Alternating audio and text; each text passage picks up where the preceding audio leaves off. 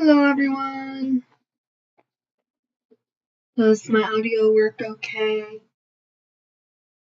As you can see, I fixed the Zoom issue that I had in my last stream. Let's see how much I can get through in this stream. Have a little bit over an hour that I can stream today. This might turn into, if I don't get through all the notes I have, it might turn into I make a part 2 to the stream when I get the chance. So what I did was I could not find a way to watch Descendants of Wonderland on Thursday. Like, I think the only possible way you could watch it on Thursday is if you had Disney Channel, especially as it didn't release till the evening, which I didn't really realize or think about when I was talking in the stream on Tuesday. I was thinking, oh, it's gonna release at the beginning of the day, just like miraculous episodes do like release at midnight or whatever. And I was thinking about it, and I remembered, oh right, I remember when Descendants 1, 2, and 3 came out. I watched them live on Disney Channel and at night. So I was like, oh, what time does this movie premiere? Oh, um, 8 p.m. Eastern time? Okay then. Evening, not beginning of the day. So like when 8 p.m. rolled around, it was 7 o'clock my time. I looked for it, but I couldn't find it. And I looked a little bit again, but then I was like, okay, I'll just watch it tomorrow. And that's what I did. I watched the movie pretty much first thing when I woke up. Probably gave it about 30 minutes waking up, and then I watched the movie. And then I thought about it for a little bit. Like, I let my mind thinking I would probably like re-listen to some of the songs and everything. And then afternoon rolled around, and I doused myself for 5 hours. I was like, okay, I gotta do a couple of things. And then around like noon or 1, I don't remember when, I started rewatching the movie. Because with copyright, like what I would do if copyright was not an issue is I would play the movie, I would go through all of um, I would go through the whole movie and like talk through my thoughts scene by scene and everything, but copyright is a thing. So, as I don't have that luxury, I cannot really play a lot of the audios and stuff, especially as um, Disney is very particular with copyright, and I think copyright with the Descendants movies has been pretty strict. I didn't want to risk it, so the next best thing that I could think of was go through and rewatch the movie as both like a fun, okay, let's rewatch it, and also take notes as I do so, and take screenshots. So I have a bunch of screenshots here that I'm going to go through as I talk about my thoughts on different scenes. That way no audio is played, no like motion images are played, and hopefully I will avoid copyright. Like copyright claims I don't really care that much about. Like a lot of creators care about claims. I don't care that much about claims.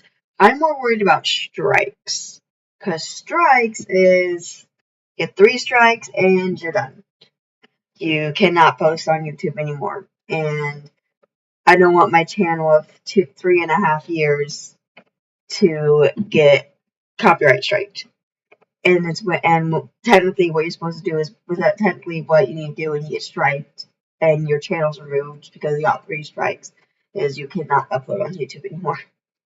And I don't want that. So, and copyright is a very fun thing for a editor like me, where you're worrying about music and video clips. But typically, if you just use one song and you don't put a lot of long clips of audio in your edits, should be fine. At least that's what I've noticed with the edits I've uploaded and what kinds of claims I've got.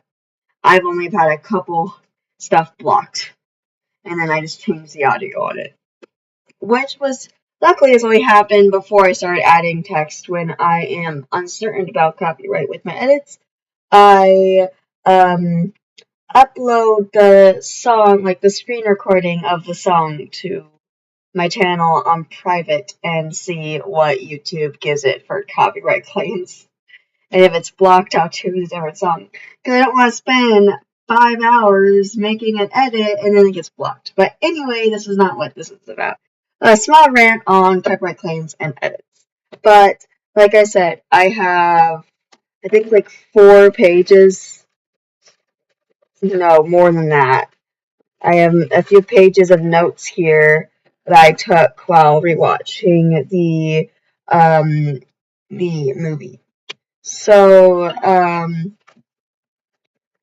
do want to say, when I was making the stream on Tuesday, I misunderstood Chassis and Maddox.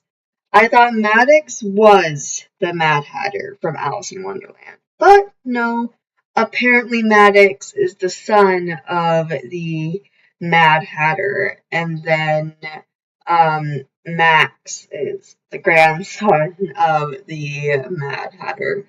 Why I thought this when his name's Maddox is because I literally thought that they had Mad and then had the DOX to like, and Mad is a nickname or whatever. I didn't think about that much, but I literally thought that he was the Mad Hatter for Descendents 4 and this movie.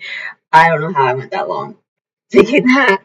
Then Chassis, I thought was a Cheshire Cat, and Chassis was a nickname that Red was like calling her.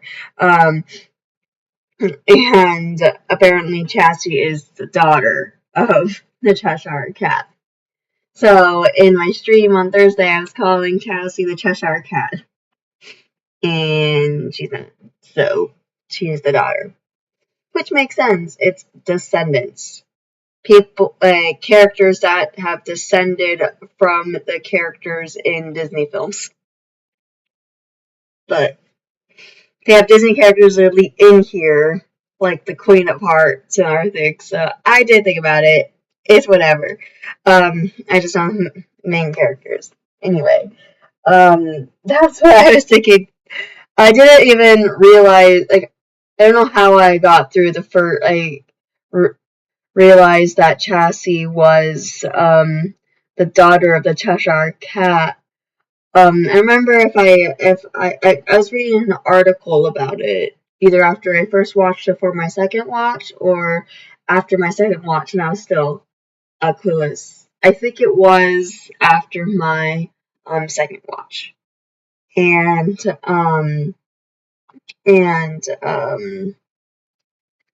like, as she literally says, no, like, she said, has a line saying, like, no, not my dad, or, like, that's just hint to be like, oh, the daughter of the Cheshire Cat, but it's not the most clearest, I guess.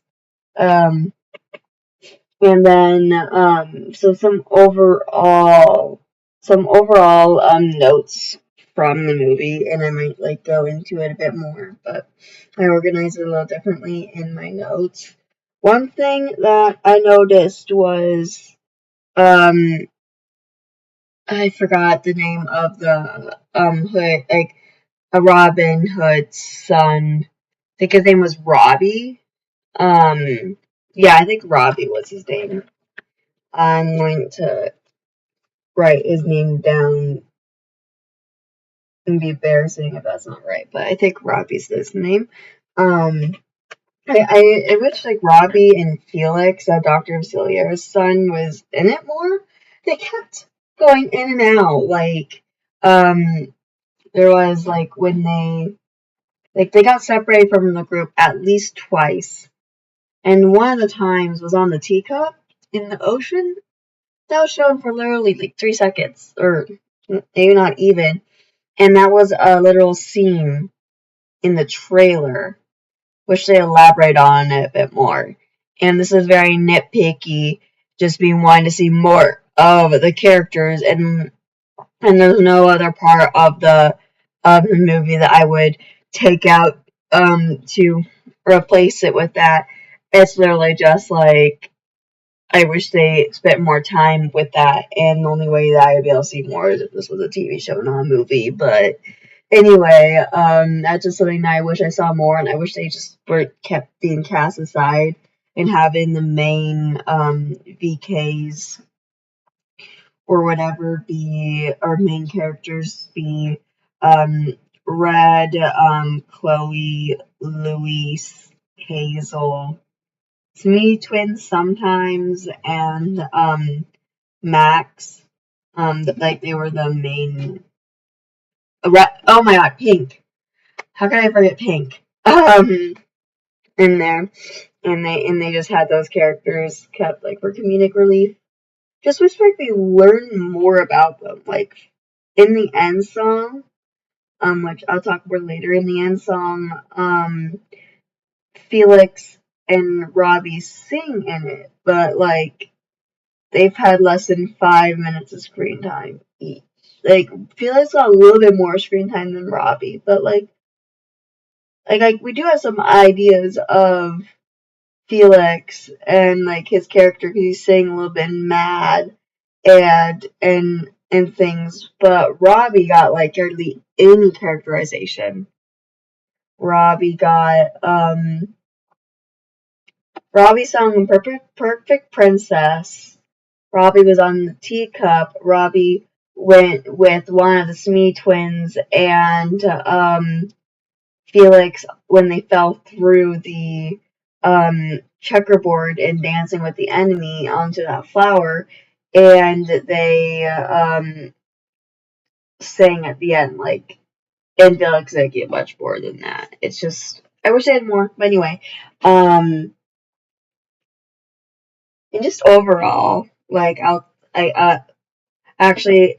not gonna do the overall. I'm just gonna get into a lot of points that I wrote down in my breakdown. So I'm just gonna start going through my stills and then come back to my overall if I didn't cover points. Because I'll just spend half of my time just talking about overall.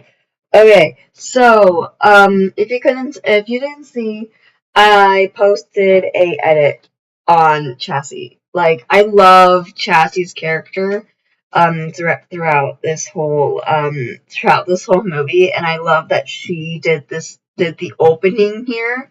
I guess there would be an opening. It's not that hard to guess that there's an opening introduction or whatever, because I assume it's happened every single Descendants movie.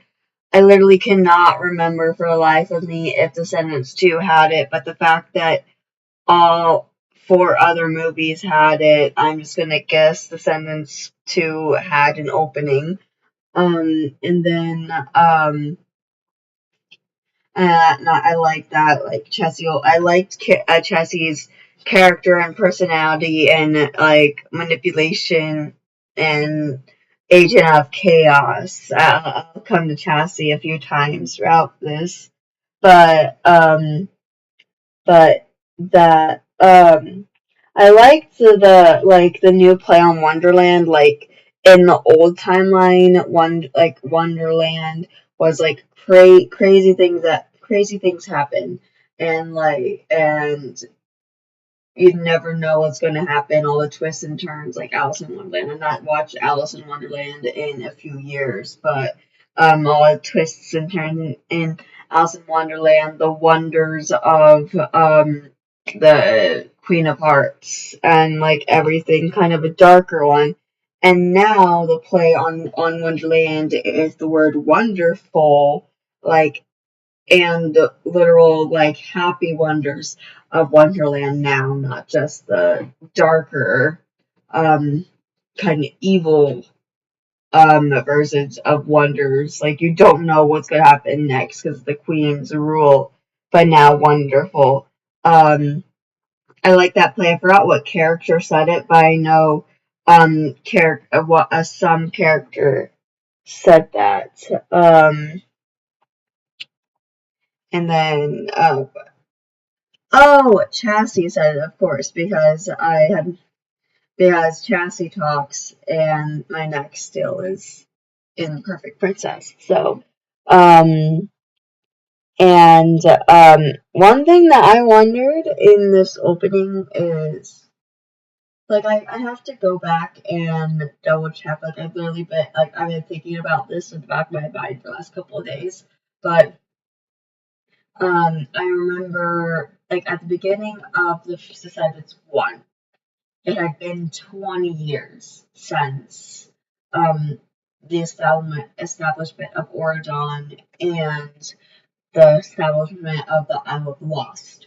And in Descendants 4, like in Rise of Red, Uma mentioned in her introduction that it had been 30 years since. I don't know exactly how many years passed in Descendants 1 through 3, but I'm going to guess 2 or 3 years, maybe 4.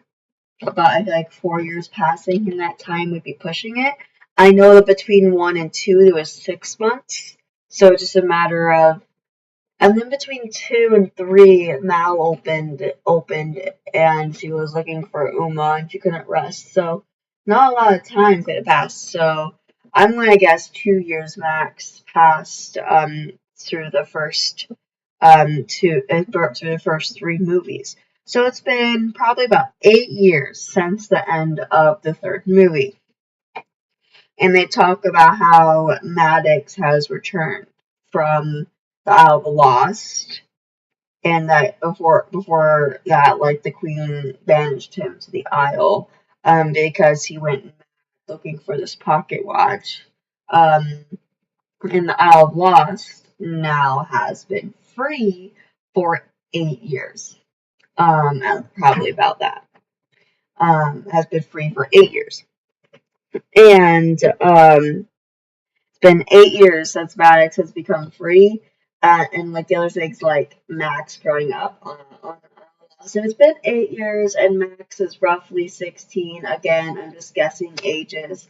If then he would have technically still grown up on the Isle, because the first 8 years of someone's life is transformative. It's just not fully grown up on the Isle. It's just interesting, and I guess maybe Maddox might have just been okay, staying dormant until the part of the timeline where Red and Chloe come back with the pocket watch, and he sees it.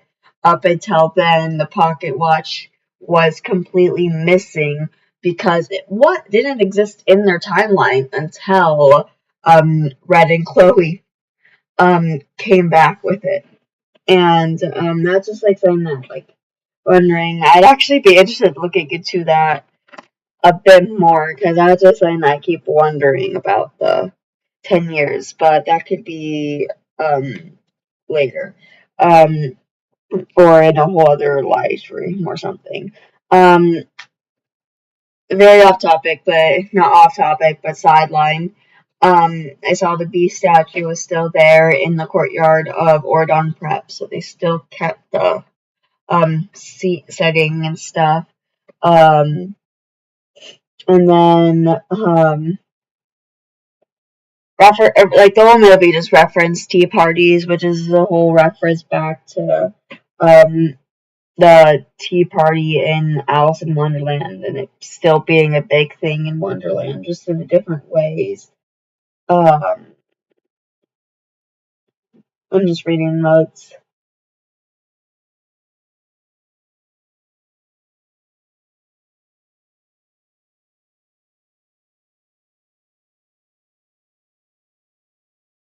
Okay, so I guess I went back to this because I mentioned, like, I don't have a note on this scene, but again, I'm trying to think back. I made these notes on Friday.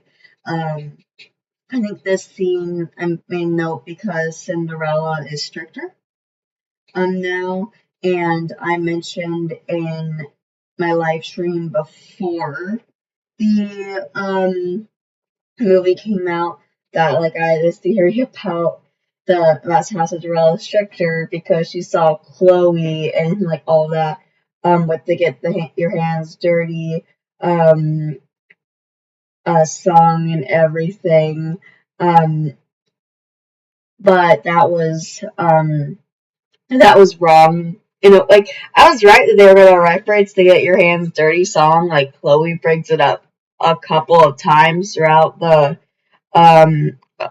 movie, but it's actually probably one of the most referenced moments of the first movie. But it makes sense for it to be referenced because it's happened before the movie. So, but she just is stricter. I think they mentioned it how like she just is trying to keep her composure or whatever around her daughter. It's brought up in the girl it used to be. And then, okay, yeah, this is the note I was just reading. They were talking. So the Queen and Maddox, they're talking about how they made a deal, like when Maddox comes and puts the Queen to sleep, and she wakes up, and they're trapped. How the Queen mentions that they made a deal that Max go back to Wonderland if he stopped this madness of looking for the pocket watch, which I guess could also make sense why there's a couple like a few like years, like the 8 years gap. Which I guess 8 years does make sense for the timeline between the third and fourth film, or like between this timeline or whatever, because the Smee twins, just based on how they look, they're somewhere between like 6 and 8 years old, or somewhere around 6 and 10 maybe. So if they're not teenagers, that does make sense. It just makes the whole line like something that just keeps on making sense to me is in the fourth film they mention how Chad's at university. And I'm like, oh, you usually finish college in like 6 to 8 years, I guess, but Chad is not getting a graduate degree because of his personality. Maybe he took a few gap years before going to college. Who knows? That might just be something that they and it's just a very small loophole, and because college is so fluid, it just like this typical time you go to college is the year after you graduate from high school. You can technically go to college whenever, so I'm not going to read into it too much, but that just makes me question it a little bit. The all the other stuff makes it make sense. So the fact that the Smee twins are now teenagers when they were young kids in Descendents 3 alone makes the timeline of that make sense more. Anyway, side note. And let's see here.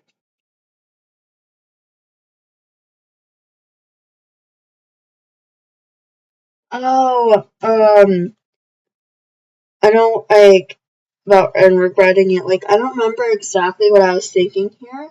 But I made a note about Uliana because we know from Descendants 4 that Uliana's prank had everything to do with the Queen turning evil because stopping that prank um stopped her from becoming evil and staying says her same personality, and just the thing that changes because she matures. She's no longer 16. She's an adult. So the personality differences is just because she's matured.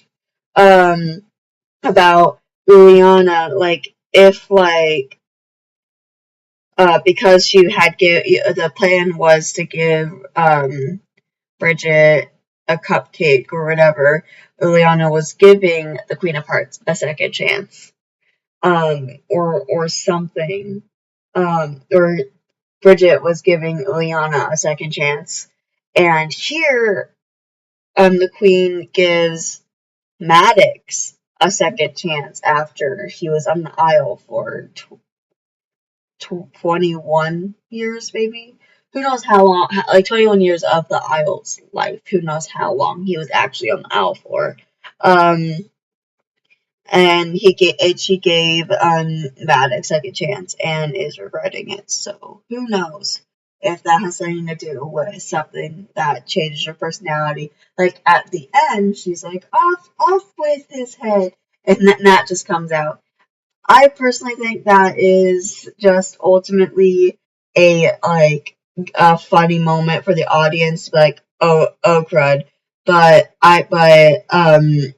she might be slowly being a little bit more hesitant about what she does because she regretted giving Maddox take a chance, and we'll see if her personality is a little bit different and hopefully when we get the sixth movie, because we got the and the story. You didn't think this was at the story, did you? Hopefully that means we are getting a sixth movie. When you hear that line, it probably means that um it might not necessarily be greenlit by Disney, but the creators have plans for another one. So it's not the end of the story. We'll just see. Obviously, no brainer. It's going to get greenlit. It's just a matter of how long. I'm going to guess because there's 2 years between 4 and 5. I'm going to guess we're going to get Descendants 6 in 2028, but there's been no official announcement yet, so do not quote me on that. That's just my guess. But moving on from that, I love that Hazel is actually acting like Harry's sister. She is moving using her hook just like Harry does. Like puts her hook up against other people's neck, and she does this several times throughout the movie. She has the same body movements and stuff. She's just a little less cruel because Harry was shown on the Isle, and in 3 he was adjusting to being off the Isle. But definitely it's shown that they are related, and I like those personality traits. And then and this is still for the get your hands dirty reference, that the first one that Chloe says. And then she also says, you're charming, you need to act accordingly. I just was laughing thinking of Chad. Chad does not act like a charming. But also, I'd be so curious to see if Chad acts any differently in this timeline. I highly doubt he does, but if you're charming, you need to act like one. Chad. And then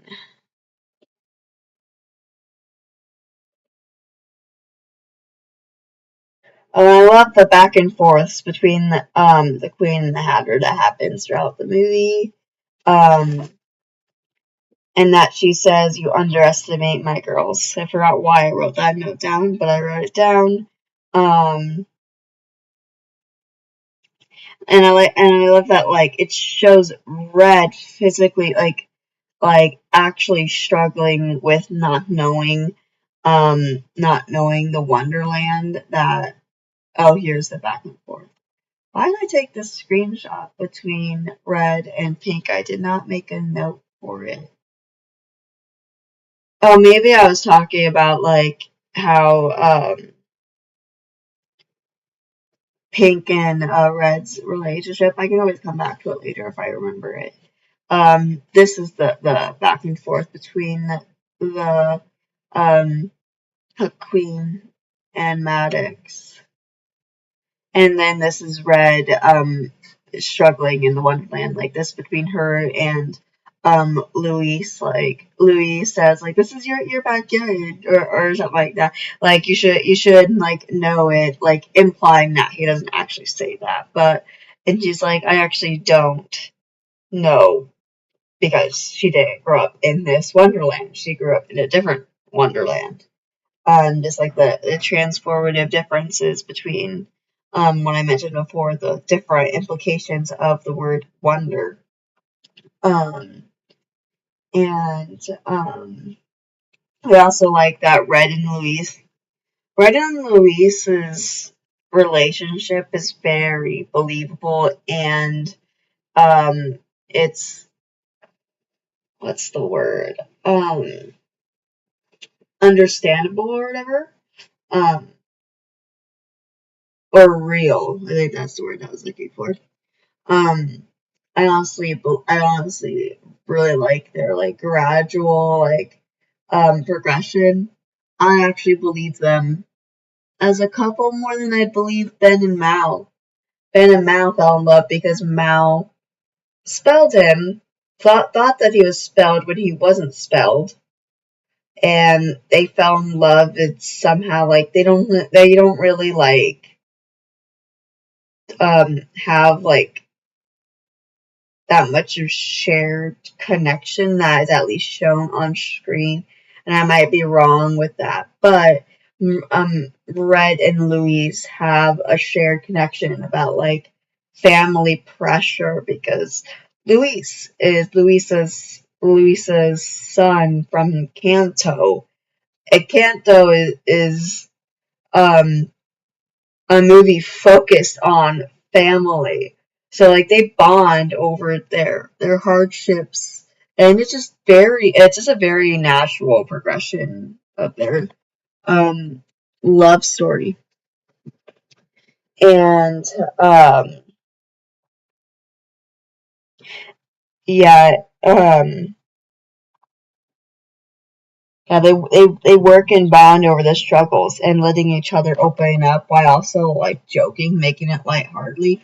Like it feels like a legitimate like an actual conversation between a couple or close friends, where you're opening up but you're trying to make each other feel good by saying lighthearted things that like don't get rid of the seriousness of it, but try to help cheer the other person up.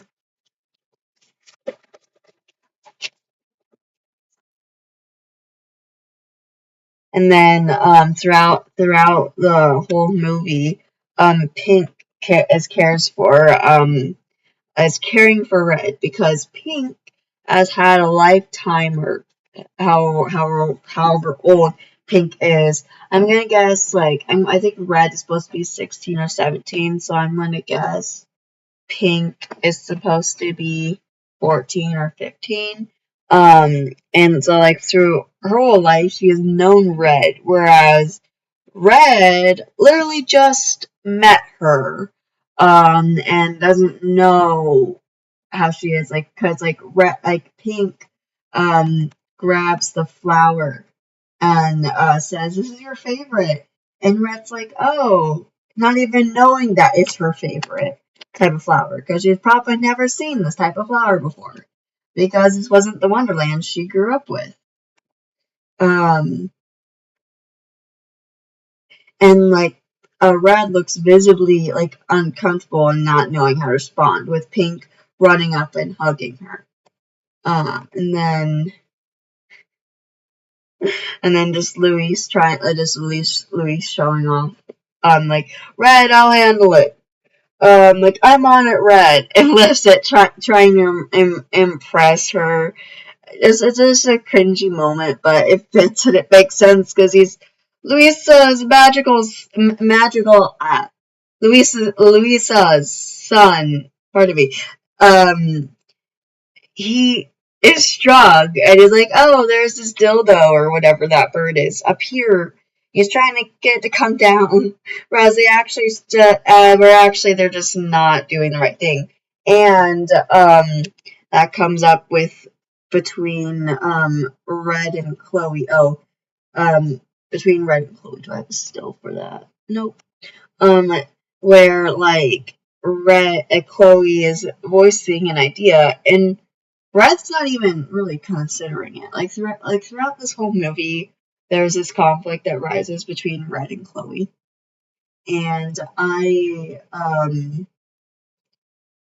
don't think like Red's necessarily like really in the wrong, but cause Red's not doing it on purpose. Red's not listening to Chloe on purpose, but she could do better with her intention of hearing her friend out and hearing her ideas instead of just dismissing her idea to um, capture it, rewire it, and use it as a spy, other than dismissing it the moment that she gets a suggestion from Max saying, no, we gotta lure it down and destroy it. And she doesn't even consider it, and it could have worked if they listened. Instead of like, they kind of foolishly try to get that bird down. They like Chloe grabbing the trunk of the tree, and then the Smee's trying to climb it, and instead they just end up calling for more birds and just make the whole situation worse for themselves. And this is the teacup moment that was in the trailer, and it was not in the movie longer than it was in the trailer. Just letting them like, why did show this if it didn't have much more? But I guess it's like kind of a funny moment. I do want to mention the song "Mad." I do really like it. Will probably make a ranking of the Descendents, the ranking of the songs when from this movie when after it's been out for a week, kind of like I did for K-pop Demon Hunters, probably something similar to that. Whereas I like all of the songs in this movie, and that's different than Descendants 4. Like, I re-listened to the Descendants 4 soundtrack right before I started this live stream. A lot of the songs in there are not inherently bad, but the songs in this movie are much better. And then something that, like, I was wondering from Did You Hear About Them is, why, if Luis is supposed to have super strength, why is he laying on the ground and letting them keep them down? I guess like an artistic point, and it's in choreography, and I shouldn't analyze it that much. But I thought that was my first thought when this moment was showing up on the movie. Like, why is Luis laying on the ground? He has super strength. He could easily get up. And I love Chassis. Is going on everyone's shoulders, and I'm telling them what to think, and they don't even question it, and it just causes conflict in the group and everything. It's what started the "Did You Hear About Them" song. It was just fueling conflict that was already there, at least between the BKs and the HKs. And then another thing I wanted to point out, I don't have a still for it, but throughout Did You Hear About Them, Red switches between the HKs and the BKs sides. Like, she dances on the HK's side and she dances on the BK's side. She's more on the HK's side, which makes sense, but she keeps switching in between them, which visualizes what, and she also doesn't have a solo song in there. I'm pretty sure I've listened to it at least 10 times. I'm pretty sure she doesn't have a solo song just like everyone else. that and the switching sides shows the conflict she's having, like HK or VK. She used to be a VK and now she's an HK, and she doesn't know who to follow. And like throughout the whole thing, she like likes parts of both sides. Um, and that conflict adds to the conflict here with Pink when she says, "Yeah, the VK's won here," and then Chassis says to Pink, "A VK win? Has she forgotten who stole or not? Who like kidnapped your mother?" And that causes the conflict there. And then what was my oh yeah, and then another thing for the did you hear about them? If you didn't notice at the beginning, again, I'm not gonna play it because of copyright, but at the beginning of Did You Hear About Them, there's a bit of a tone that kind of reminds me of Encanto. Like, I should go back and listen to the Canto songs, but it like kind of reminds me of the songs, like like just the beginning of the song before up until Louis starts singing, kind of sounds like an Encanto type song. Um, and then between Red and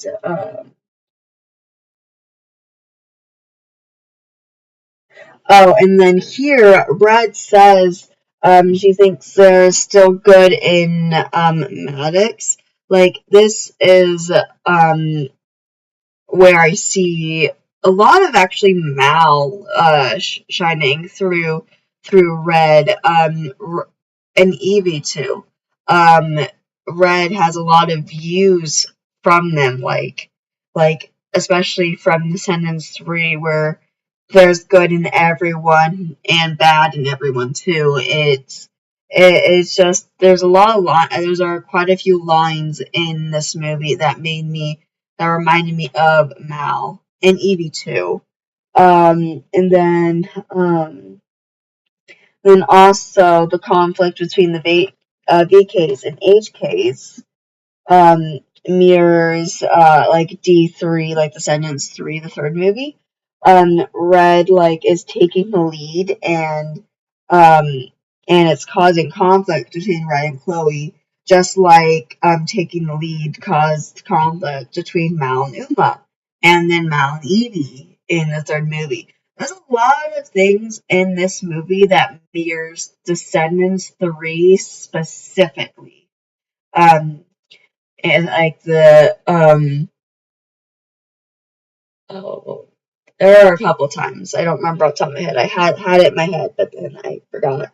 And oh yeah, and then in dancing with the enemy, it I said something in my live stream before where I said that D3, that Dancing with the Enemy mirrors Audrey in Night Falls, like watching them and moving the things, and I guess that Maddox was doing something similar. He was. Um, and Hazel is not helping the conflict between Red and Chloe. She's just basically encouraging Chloe to think, which isn't inherently a bad thing because like she's giving Chloe different points of views, which is good. Like to like think about things differently, but I don't really remember exactly like if she said things like I would agree with what she's saying or I disagree. I don't remember exactly what she was saying, but I know throughout the whole movie, Hazel is not helping the conflict between Red and Chloe. And then this is another point where Red dismisses Chloe without even realizing that she's dismissing Chloe. And like, cause she's like, no, no, Chloe, we cannot do that. We got to do it this way. Because Chloe was using it as like a chess game, and like Red could have talked to Chloe a little bit nicer and handle it differently. But like, this is a whole other thing. Like in hindsight, where you know that you could do better, but not necessarily do better. Like you never know when you have conflict. And sorry, I'm starting to blank. I've been talking for a bit. And then like Chloe just is feeling like dismissed and not, and she doesn't feel like she's being heard. And then let's see here. Yeah, she's not perfect. Like throughout this whole thing, there's nothing that they're doing purposely to hurt each other. They're just it's just conflict that happens, and they just need to do a little better at like listening and speaking and everything, and then be a little better. Okay, so let's see here. This is probably going to end up being part 2 because I have to go in 30 minutes. But we'll just see how far I can get in talking about all the points that I want to talk about. Oh, and then I guessed that Dancing with Enemy would happen in the middle of a storyline. It's literally, I think if I was thinking about this just a couple hours ago, that Dancing with the Enemy happens smack dab in the middle. Give or take a couple of minutes, but it's literally right in the middle of the movie. And then let's see here.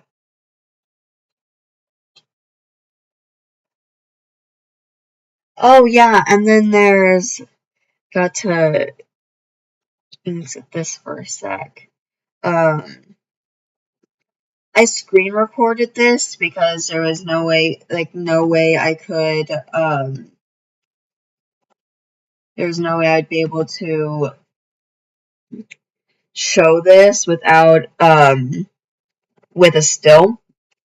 So when I first saw Dance with Enemy and like it released, in this moment where Chloe is like moving towards the flower, I thought she just stumbled, and I think that's what the creators wanted us to think, that she's just stumbling. But then like it mentions later that like Red used her as bait or whatever, and you can actually, when you watch it, it does kind of look like Red is pushing Chloe. Maybe not necessarily on purpose, but Red is pushing Chloe towards the flower. It's not just a stumble. And that makes their conflict later on in the movie make a bit more sense. How, like she says, I friend almost ate me to a flower. And because of like Red's character, I do not think she purposely did this. But she did. Like she it might have been a mix of pushing and stumbling, but if she just stumbled, that does not work well with what they mention later in the movie. And then let's go up here. This is like watching them like night falls. I'm gonna try to like speed through here, not say everything I want to absolutely say. The talking about more on their conflict there. And then what was up here? And then I said, like, Max getting blamed for his father's actions and wanting to show that they are different is a good plot point. Is a good plot point. And it is fair that he's afraid if something happens at the cottage, they would blame him, especially Louise, because of how Louise has acted with Hazel throughout the whole thing. Though I do think that instead of running off and like leaving everyone behind, he should have like tried to like talk to them a bit more. Like he's tried a little bit to talk to them, but he should try to talk to them a little bit more about how he feels about people judging him and blaming him because of his father. But that does add the conflict of him wanting to be different, like show people that he's different from his dad and not be like his dad, but also him not wanting people to blame him. Like it puts him in a very tough spot. and not knowing what to do. So it makes sense for him to go to the cottage. And then Chloe kept talking to Red, but was failing. And then more Louise and Red. Another quick point here. And for the first time in my life, I think is the name of the song. The line of "feels like I want to know you better," like is a line that I just love in that, because that is true for when you have feelings for someone. All that you want is like just to know more about the person and want the person to know more about you, to build a relationship and get to know each other better. Same with friendship, but it's a bit deeper when you like someone that way. And then more Red and Chloe, and then comes Max discovering the alternate timeline. I think I went back and got another there. Got another screenshot to show. This happened during Red, the opening song of the first movie, because you see Red running across the top of the castle, or the roof, or whatever that is, and she, just like a scene in the music video, Max discovers his past, and Chassie isn't helping at all. When you discover something, this is one of the parts that I really love the way that the movie does it. So I am really into psychology. I'm studying psychology in college. Just like the way that Max is in such a fragile state right now, where he's just learned information. Like, all he wants is for his dad to love him, just like Red wanted in the first movie. All he wants is for his dad to love him and not be so cruel, and not blame him for what his dad does, and his dad going mad, in quotations, looking for this pocket watch that people didn't think really existed because no one had seen it, because it hadn't entered their timeline yet. And he doesn't know what to do. He says a line of "I wish I hadn't seen it," or something like that, because he does not want to betray everyone, but he doesn't know how to think. But Chassie is not helping. She is literally manipulating him to think a certain way, and he follows it because he's in such a fragile mental state, and I love this scene. And, okay, let's see here. Where is this? Yeah, so, because I wrote down a few of the lines. Because even before he saw the past, Max goes from not using the oraculum and not giving it a thought as something he would do. He just wanted to use it as a bargaining chip with his dad to get the queen back. Then Chassie just says a few words. It says a few words from her. Because Max said that the oraculum ruined his father. She says, ruined my father. And then she says, ruined, empowered, potato. And then he says, I'm going to use it to save someone instead. And then she says, what if I told you your father was right all these years about the pocket watch? And then he was hooked. Literally just 4 lines, and it changes completely what he thinks. Chassie is a master manipulator and agent of chaos. And then, let's see here. And then, like I said, Max does not know what to do, does not want to listen to Chassie, but cannot deny the rage he's developing towards Red. He says, I never should have seen it. And in that state of mind, Chassie manipulates him to go after the watch, saying, but now that you have, what are you going to do about it? And then he picks up, where is it? Oh, I made a lot of screenshots through this scene because I love analyzing it. Him in his fragile mental state, and like Chassie down here manipulating him, and then the book. So you can like, my idea was to like read this and analyze this on screen, but I don't have a lot of time, so I'm not going to do that as intense. But this says the wrist is believed to be the easiest gateway to the human body, as the veins pulse closely to the surface.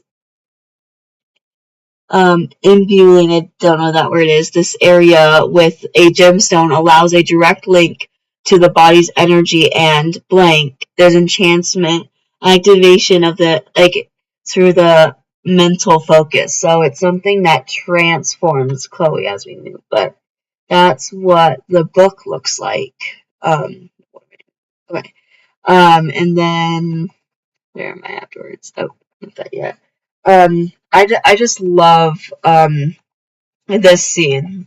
It has a lot of psychological aspects, and I love it. If I have extra time, I might come back, but I might be able to actually get through everything at this speed I'm going. And then there's this scene where like Red's starting to remember like things that she experienced in this timeline, but she didn't actually experience because she's thinking of her sister in the past and everything. And then having Chloe, what's that? Not Chloe, Pink. One moment. Yeah. Oh, I love it. The note I had for this is, I love it that Red finally sees Pink's worth, and that they finish Who I Am together. But something that frustrates me is Disney uploaded the Who I Am music video, but they only have Red's version. Pink comes back and they sing together for like 30 seconds. Why did they not add that to the end of the song? And it's not another thing by itself. It's not at all on the clip, and because I use YouTube Music for my music, it's just Red's part. So I had to go physically find the audio, which is not in the playlist, if I want to hear Pink's part, which is frustrating. And then back over here. And, well, I skipped a bit. And then,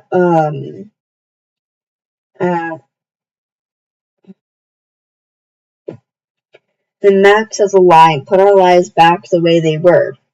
I'm not sure if he knows, but saying things like that to Chloe, even in this evil eye state, doesn't do a lot good, because her mom's dead. And when things are put back the way they were, she's beheaded. Granted, if they went back before they went back in time, they could have maybe done something, because they didn't take, she probably didn't die the second they went back in time. But who knows? It's a kids show. They're not going to specify when or how or what or why or anything, or kids movie. And then here at the end is when Red and Chloe finally talk, like they need to talk, and Red acknowledges how Chloe feels, and let's see here, finally acknowledge Chloe the way that she should have from the start. Like, they should have just sat down and like took 5 minutes to really talk it out, instead of like, yeah, you're focused on a mission, but you should notice that your friend is struggling and spiraling throughout this whole movie, and just take a second and talk and really talk, because Red does say, "Are you okay?" and does notice that Chloe is opening up, but Red's not being as open-minded as she should be. So like they're not necessarily like neither of them aren't necessarily in the wrong. And same with like Chloe's and Max's um storyline and progression. This is an area of something that I in my psychology area, I do not think that Chloe and Max, either of them, even in these moments, are like true villains. Like, or really villains. They're just hurt people. Where like Max learned information, got manipulated by Chassis, and then the moment that they acknowledge, yeah, things cannot be put back the way they were, it's too dangerous to go back in time. Both of them come back around. Like Chloe's been spiraling through this whole movie. She's going through a lot. Like things have changed, more pressures on her and everything. Both of these make sense, and it makes sense of progression. And then they the moment that they acknowledge it's dangerous, it's yeah. And then it's so good for the plot that they found out the events of like that they went back in time and everything.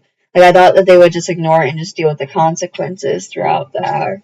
And then I skipped a couple and go back to them. And then they throw the watch into, where is it? Yeah, they throw the watch in here. It says, "Fate sealed, waters deep, secrets here are ours to keep." Kind of have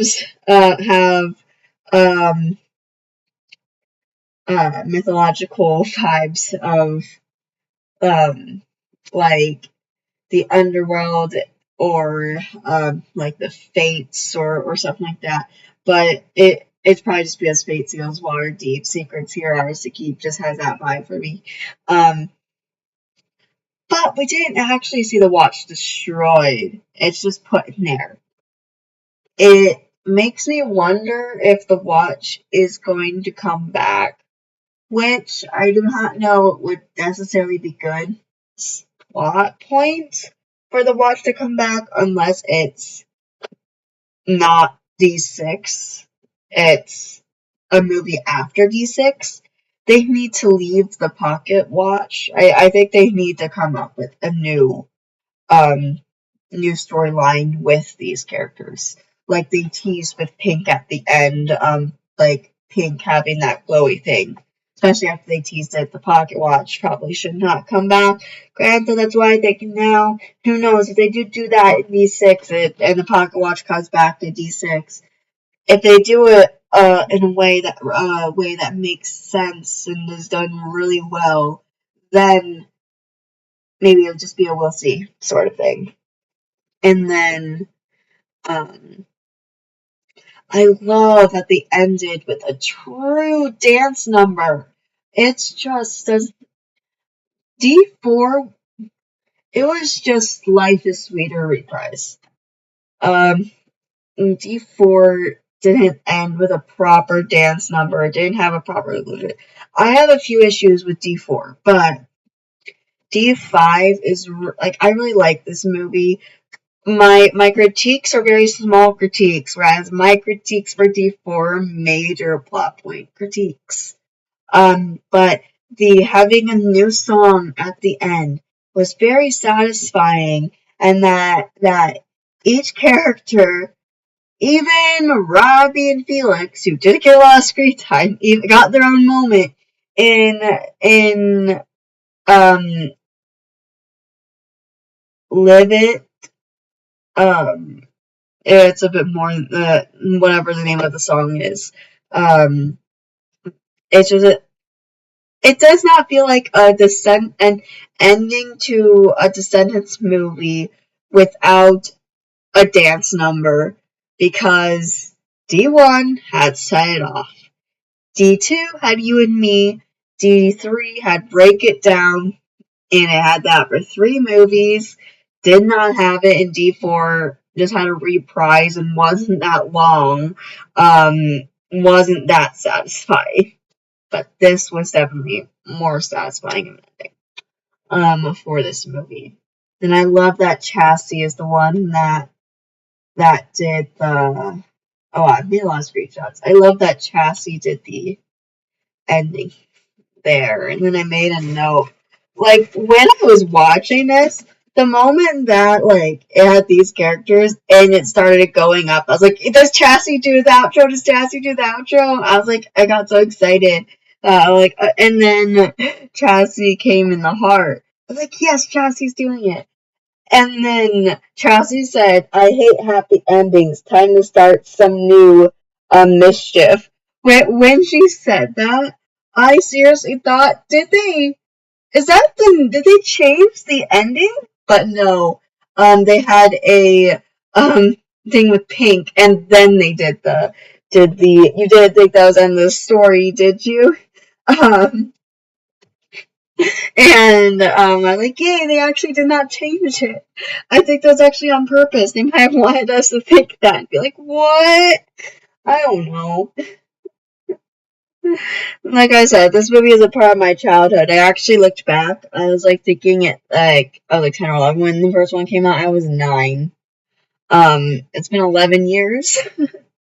Well, yeah, 10 or 11. Who knows? 11 because it came out in 2015. And then,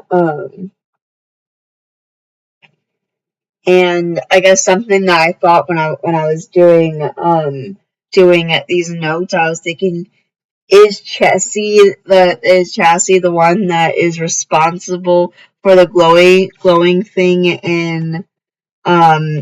in Pink's box? Because she said the line, "It's time to start more mischief." Okay, I got through a lot of the stuff, so I made a bit more notes. Oh yeah, here I was like, realistically, shouldn't Max be injured because a rock falls on him? Okay, let's go back. For this scene here, but a couple notes that I unintentionally skipped. I wrote like a full page of notes just for this scene, I think. Uh,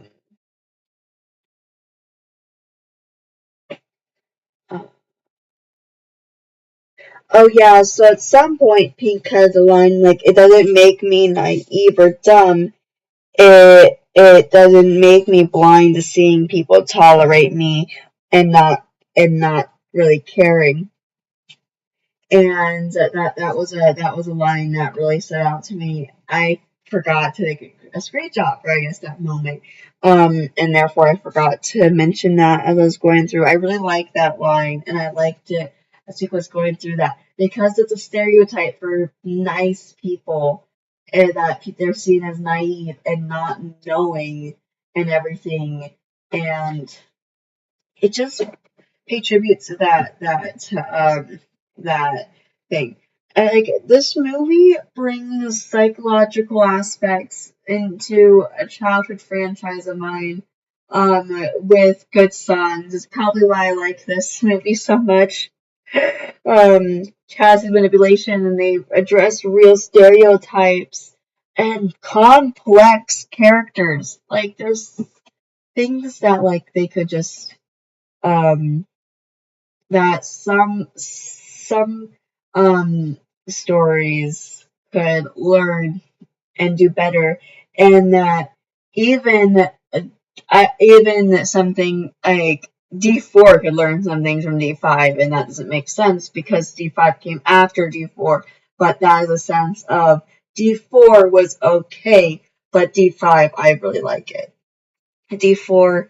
At some point, maybe I'll do something where I break down everything I feel wrong with D4. But yeah. Anyway, D5 I like. Let's see here. Okay, let's see. More notes on. And at some point, Bridget says, "I didn't want to be rude," which just like plays another point to her character in Bridget in D4. Oh, I didn't have it still, so I completely forgot to mention this. The girl I used to be reminds me of the space between from D2, and it did as they were singing it. My first listen, I thought a space between.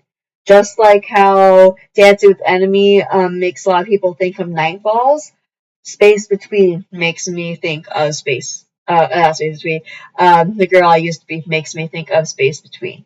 Has such the same vibes. Two friends singing about the past, uh, and then at some point they literally say the word Space Between, and that moment sounds like Space Between. um, it's just insane. Okay, now I'm back here. Let's see here.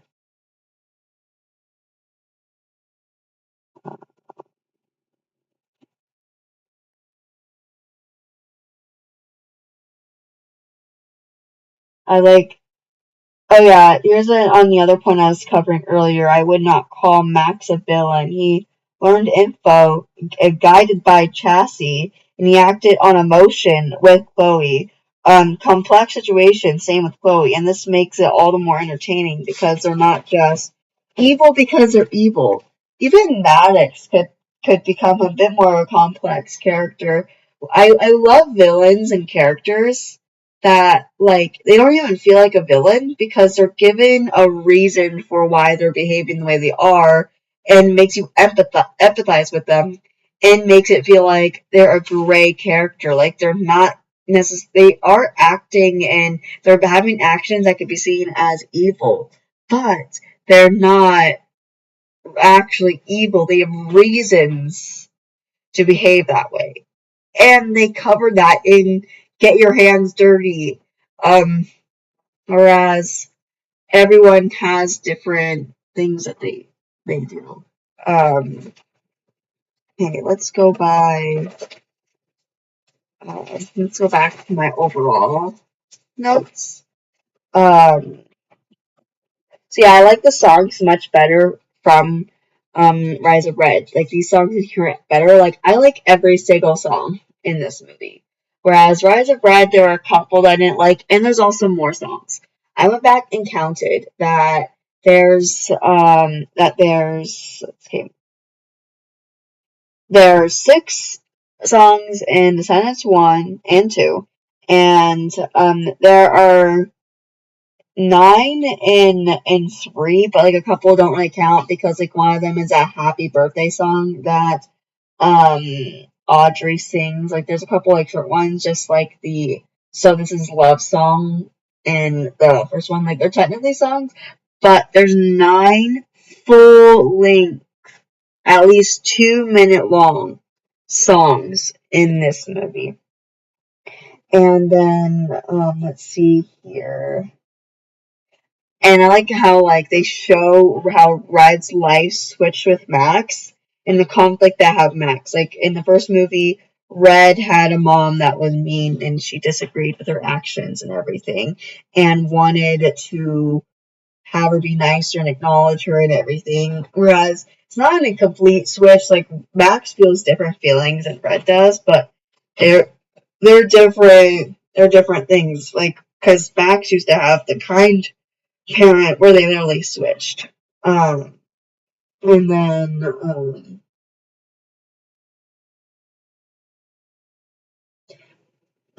this movie had much better pacing than Rise of Red. And I think I've kind of indirectly said that with me boasting about how much like this is better and the plot points are better. It's just this movie flows a lot better than Rise of Red. So okay, those are my overall plot points. Um, there's just like a lot of different things that I liked from this movie. And there's so many areas that like I'd love to like analyze a bit more. But I have about 5 minutes before I need to end the stream. Let me quickly look through all of these, see if there's anything else that I might have missed in my notes, especially as I started trying to go a bit quicker.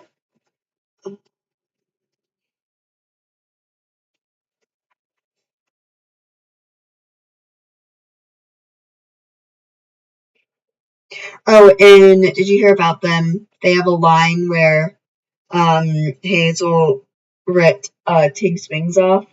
I did not hear that until at least my fifth listen of that song. Like, I got through my 2 watches of the movie. I didn't even hear that. I heard for the record, Tink can grow her wings back. And I'm like, that's so random. Why is that there? Because I literally did not hear Max saying that Hazel ripped Tink's wings off. Which is interesting. It is an interesting, uh, lore. um, let's see here. And then, within the first movie, not first movie, in my first stream, I thought that Chloe was going to become the villain of D6 because of her transforming. And also, I thought that she was talking to Chassie, but I think it was supposed to be that way. Chassie was, I guess, technically indirectly talking to Chloe because she manipulated Max, who then convinced Chloe to turn evil. But anyway, I guess I like how they did that. It didn't leave any like that many loose ends for the sixth one. It did like wrap up this plot, and I do like that it's wrapped up. I feel satisfied. I like this product better than having Chloe become the villain of the next one. I was talking about how that could be nice progression, but in an alternate timeline, that could have been good. But for this specific timeline, it worked out well for Chloe to just be kind of a villain for 10 minutes. And everything, and it literally now it makes it so it's like, yeah, of course we want a D6, but if we don't get a D6, literally the only thing that we have questions about is the box, and that's not that big of wondering. It's like would be disappointed if we don't get a D6, but we're not left on this huge cliffhanger. I think I brought up everything that I mentioned theory wise in the stream. If not, I will go back and listen to it at some point this evening, my stream again. I did listen to it earlier to see what I said fresh in my mind, because I did say a couple things on the spot, not just my notes. I'll go back and listen to it and make a comment for any theories that I made and if they were right or wrong. If there are any more. If there's not a comment and this has been out for a day, I mentioned everything. So I think that is literally everything I wanted to talk about.